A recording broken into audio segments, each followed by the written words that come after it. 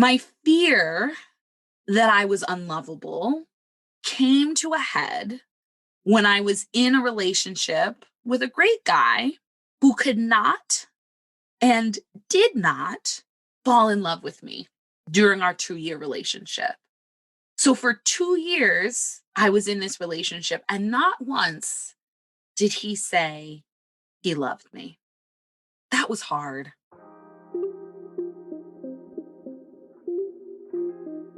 Welcome to the Unconditionally Worthy Podcast. In this podcast, I will guide you on your journey to connect with the true source of your self-worth. Each week, we'll discuss barriers to unconditional self-worth, the connection between self-worth and relationships, self-worth practices you can apply to your life, and how to use self-worth as a foundation for living courageously. I'm your host, Dr. Adia Gooden, a licensed clinical psychologist, dance enthusiast, and a dark chocolate lover who believes deeply that you are worthy unconditionally.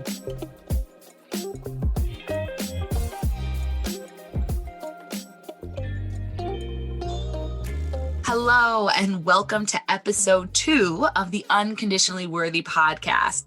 So I just want to check in with you. How are you?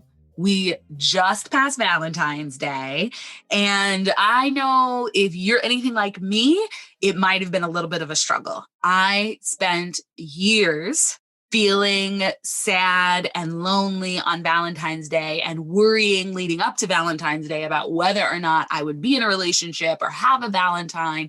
And somehow I always ended up single on Valentine's Day. Even if I was in a relationship in January, it seemed to end before February 14th. Now I realize that probably was not coincidental.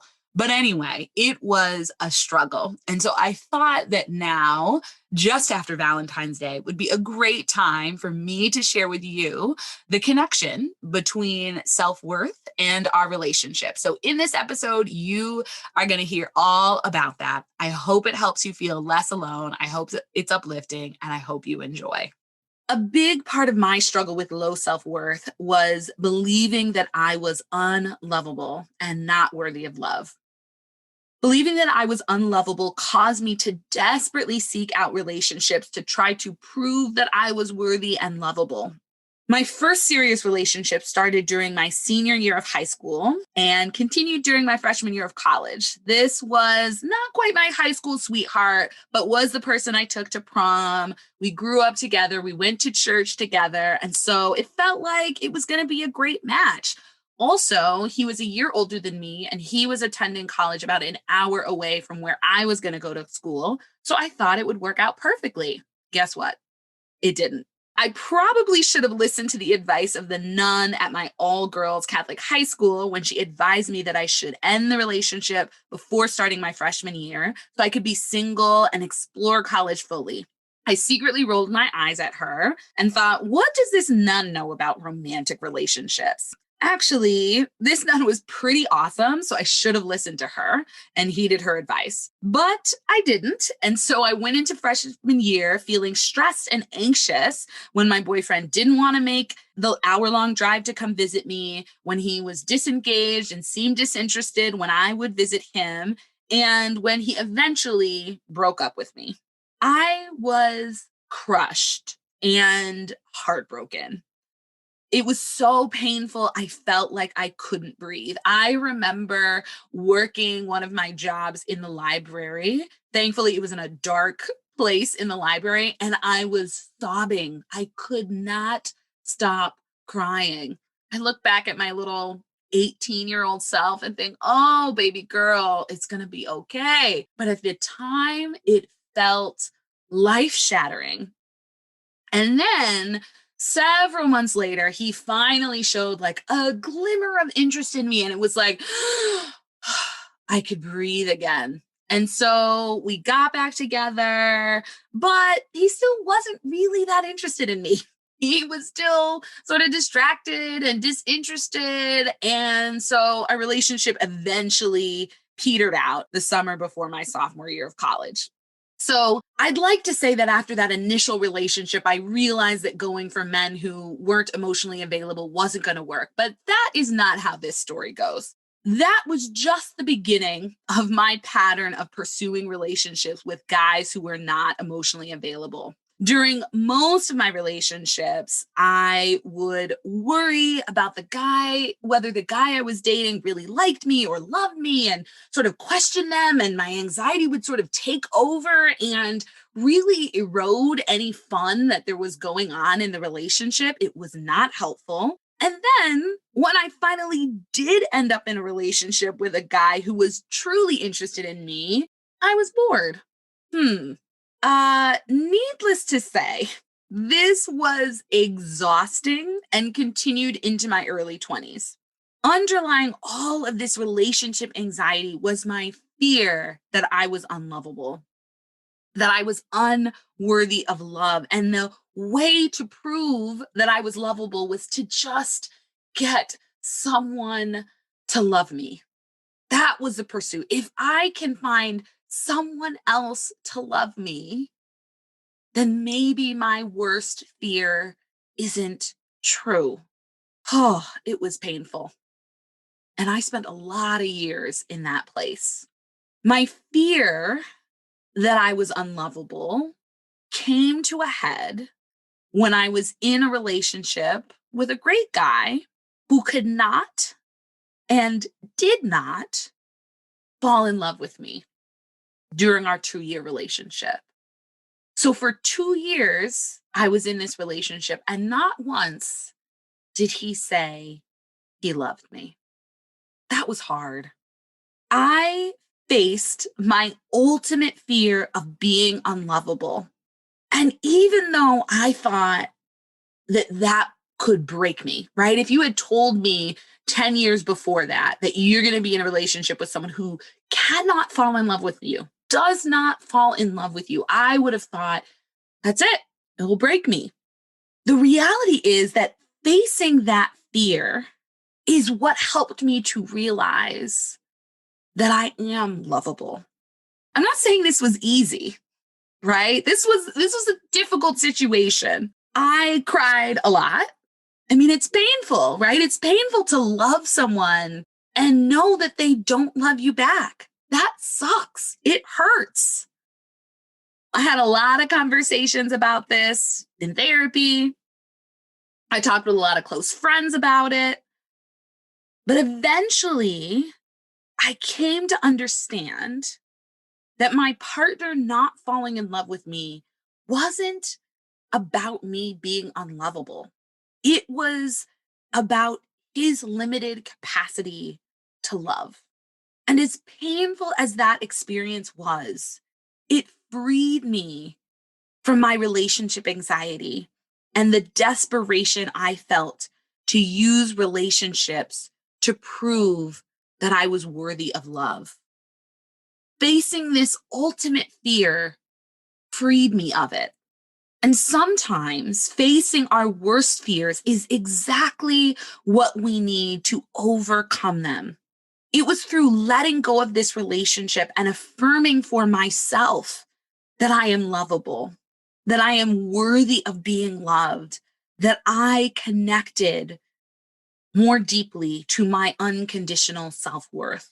This experience taught me that I no longer needed to search outside of myself for a partner to complete me and make me worthy. Affirming that I was lovable and worthy for myself marked a powerful transition in my journey to unconditional self-worth. I wonder if you can relate to my story at all. Have you ever tried to use a romantic relationship to help you feel worthy? Have you been crushed or heartbroken when someone left or ended a relationship with you or didn't choose you for love? Have you started a relationship with a lot of hope only to realize that you still felt empty inside after the initial rush of infatuation wore off? If you've experienced any of these things, I want you to know that you are not alone. What I want you to take away from my story and reflecting on your own experience in relationships is that using romantic relationships to prove we are worthy doesn't work. It just doesn't. Take it from me. I have tried it time and time again. I have tested this theory, but it doesn't work. It may work for a short period of time, right? When you start that relationship and you feel chosen and you feel loved and you feel high on love, maybe you'll feel worthy then. But eventually, our unaddressed feelings of unworthiness will re-emerge and cause anxiety and distress and stress in relationship and make it really hard to have a healthy and stable and happy relationship. Sometimes we even blame our partners for our feelings of unworthiness. Now, I will say parenthetically that if you are in an abusive relationship, right, abusive relationships communicate that we are unworthy. And so that can certainly contribute to feelings of unworthiness. And your partner is in part to blame for, is responsible for evoking those feelings of unworthiness in you, right? So that is the case if the relationship is abusive. But in general, right, we can blame our partners for the void that is in us that they are not filling because it isn't possible for anyone to fill a void within us. We are the only ones who can fill the emotional voids of unworthiness. So the real way out of this exhausting cycle of seeking relationships to complete us, only to be left feeling incomplete, is to connect to our unconditional self-worth. I believe that you are worthy. No matter what you have done or what you have gone through, you are worthy of love. And I want to help you tap into the true internal source of your self-worth. There are a number of practices and strategies that I'm going to share on these podcast episodes to support you on your journey of connecting with your unconditional self-worth. And what I want to share with you today are some self-love practices you can engage in to remind yourself that you are worthy of love. So often we wait to have a partner who will love us in the ways that we long for. And I love the Bell Hooks quote, "One of the best guides to how to be self-loving is to give ourselves the love we are often dreaming about receiving from others." She says, "There was a time when I felt lousy about my over 40 body, saw myself as too fat, too this or too that. Yet I fantasized about finding a lover who would give me the gift of being loved as I am. It's silly, isn't it, that I would dream of someone else offering to me the acceptance and affirmation I was withholding from myself. This was a moment when the maxim, 'You can never love anybody if you are unable to love yourself,' made clear sense. And I add, do not expect to receive the love from someone else you do not give to yourself." That's a powerful quote, isn't it? And I really think that Bell Hooks is giving us a guide for how to be self-loving and transform our relationships with ourselves. So the best place to start with loving yourself is to treat yourself the way you hope a partner will treat you.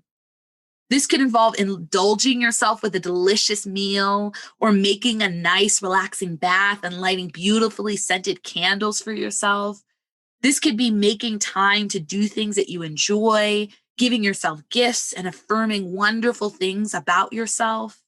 Take some time to think about how you most prefer to receive love, and then offer yourself love in these ways. It's okay if it feels a little silly at first, right? But do it anyway. When you engage in self-love, you are communicating that you are worthy of love and care.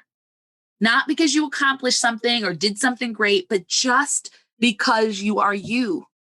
Self-love also helps us to feel more calm and centered because you don't feel the need to desperately seek love outside of yourself. You're not waiting to go to that favorite restaurant or go on that trip or indulge yourself in this or that way for a partner, right? You're giving yourself that now. So I put together a worksheet with some recommendations of self-love practices. So I want you to be sure to check that out. It'll be linked in the show notes and you can grab that freebie. And I want you to commit to yourself that you are going to show yourself some love this week. Choose one thing that you will do for yourself to be self-loving. And this is great even if you are in a relationship right now, right? Even when we're in relationships, we need to show ourselves love. We need to connect to friends and other people because the idea that one person, one partner is going to complete you and fulfill all of your emotional and relational needs is extremely problematic and sets relationships up for failure. So please engage in these self-love practices, no matter if you are single or partnered or married for 40 years. So unconditional self-worth is the foundation for healthy relationships because when we know we are worthy, we are much less likely to settle for harmful or toxic relationships. When we know we're worthy, we show up as full, complete people in our relationships to build healthy partnerships, and we don't fall into the trap of codependence that often emerges when we feel unworthy and try to use someone else to make ourselves feel complete. When we know we are worthy unconditionally, we set healthy boundaries and we maintain friendships and other interests outside of our relationships, which ultimately supports the health and longevity of our romantic relationships. For me, knowing that I am lovable and unconditionally worthy prepared me to build a healthy relationship with my fiance. By the time we met, I was no longer desperately searching for a partner to complete me. In fact, my relationship with my fiance was the first serious relationship that I developed after I ended the relationship with my partner who never fell in love with me. And I do not think that's a coincidence. Because by the time I met my fiance, I knew I wanted a serious relationship because the idea of building a life with a partner felt exciting and wonderful, but I was also already happy and fulfilled in my life. And I was not looking for anyone to complete me. Knowing my worth helped me to enter into my current relationship with a sense of calm and confidence. I liked my fiance a lot from the beginning, but I didn't feel like he would be my savior from loneliness. I was excited to spend time with him, but didn't feel desperately sad or disappointed when we weren't together. All of these things helped me to enter our relationship from a healthy place and made the relationship we have today possible. I know that I would not have been ready for this relationship several years prior, and that I might have ruined it with my anxiety. I want you to have healthy relationships. I want you to know deep down that you are worthy and that you are lovable. I want you to show up to your relationships with the sense that you are already complete and that you're not searching for someone to fix you or complete you. I want you to know that you are worthy and to love yourself deeply because that is what will set you up for healthy and fulfilled and joyful relationships. I hope this podcast gives you hope that this is possible for you and that you will begin to engage in the self-love practices I've shared today to support you on your self-worth journey. Thanks for joining me this week on the Unconditionally Worthy Podcast. Make sure to visit my website, dradiagooden.com, and subscribe to the show on iTunes so you'll never miss an episode. You can also follow me on social media at Dr. Adia Gooden. If you love the show, please leave a review on iTunes so we can continue to bring you amazing episodes. Lastly, if you found this episode helpful and know someone who might benefit from hearing it, please share it. Thanks for listening and see you next episode. This episode was produced by Chris and Tiana, and the music is by Wadaboy.